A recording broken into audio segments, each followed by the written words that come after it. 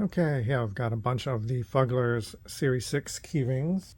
There are a lot of characters you can pick from. I have, let's see, six of them here. There's a few more that you can pick from as well. So these are 4.5 inches in size. So compared to your hand, they're about that size. They all have this keyring here that's attached to the ribbon that says Fuggler on it.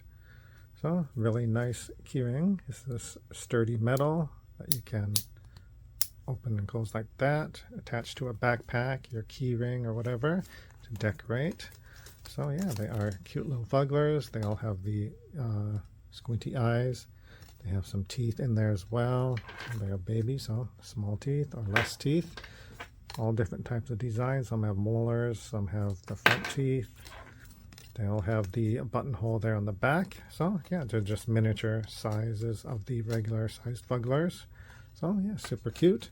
Let's see, I've got, I think this is a squidge pastel here. Let's see, there's squidge purple. Let's see, I think this one is old tooth right here. So yeah, lots of different ones you can pick from. So yeah, just pick your favorite color design.